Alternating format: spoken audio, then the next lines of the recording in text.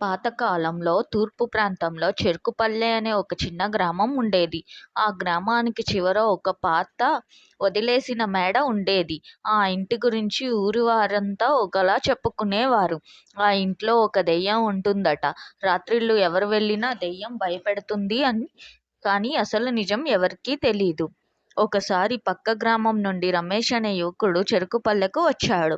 వర్షం కుండపోతగా కురుస్తూ ఉండటంతో రమేష్ ఆ పాత కోట దగ్గర శరణు తీసుకోవాలని నిర్ణయించుకున్నాడు. రమేష్ మనసులో కొంచెం భయంగా ఉన్నా, ఎక్కడ వదంతి నిజమైతే దెయ్యం ఉందని అంటారు కదా. అయినా వర్షం నుండి తప్పించుకోలేక తలుపు మెల్లగా తోసి లోపలికి అడుగుపెట్టాడు. ఒక పెద్ద హాలులోకి వెళ్ళగానే ఊహించని దృశ్యం ఎదురైంది. ఎర్ర రంగు చీర కట్టుకొని పెద్ద బొటనవేలుతో కూడిన కాస్త పొడవుగా ఉన్న ఒక దెయ్యం ఎదురుగా నిలబడి చిరునవ్వుతో ఇలా అంది. స్వాగతం స్వాగతం. ఈ వర్షంలో చాలా రోజుల తర్వాత ఇలాంటి అతిథులు వచ్చారు. తడితడిగా ఉన్నావు కదా, రా లోపలికి. రమేష్కు గుండె దడ పుట్టింది.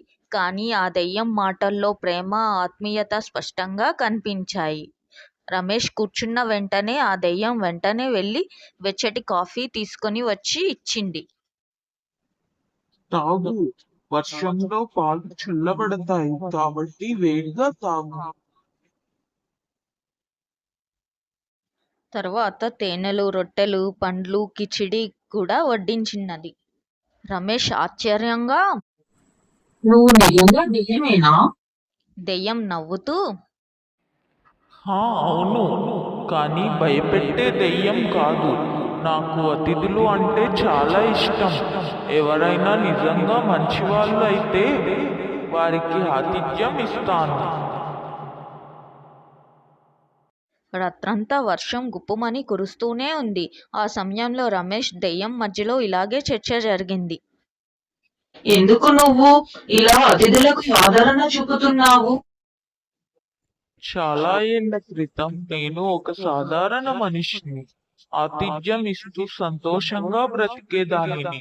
కానీ ఒకరోజు ఊరిలో కొంతమంది నా మీద అన్యాయం చేసి నన్ను చంపేశారు. అప్పటి నుంచి నా ఆత్మ ఇక్కడే ఉంది. కానీ నా ఆత్మకి కోపం రాలేదు. అతిథులపై ప్రేమే మిగిలింది. ఎవరికైనా ఇలాంటి మనసు ఉండదు. నువ్వు నిజంగా విశేషం. కానీ ఒకటి గుర్తుంచుకో రమేష్, ఎవరైనా చెడు ఉద్దేశంతో వస్తే వారికి స్వాగతం ఇవ్వలేను.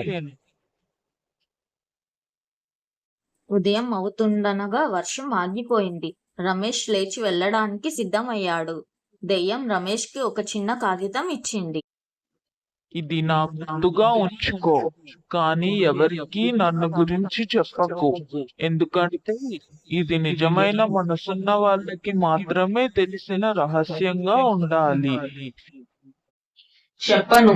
నువ్వు నిజంగా మంచి దెయ్యం. నిన్ను నేను మళ్ళీ కలుస్తాను. దెయ్యం చిరునవ్వుతో, సరే, ప్రయాణం జాగ్రత్త. రమేష్ తిరిగి వెళ్ళాక తన మనసులో ఆ దెయ్యం ఇచ్చిన ఆత్మీయతను ఎప్పుడూ మర్చిపోలేదు. దాని రహస్యాన్ని ఎవరికీ చెప్పలేదు. ఎందుకంటే ఆ ఇంటి ఆతిథ్యం నిజంగా నిజమైన మనసున్న వాళ్ళకే దొరకాలి అనిపించింది.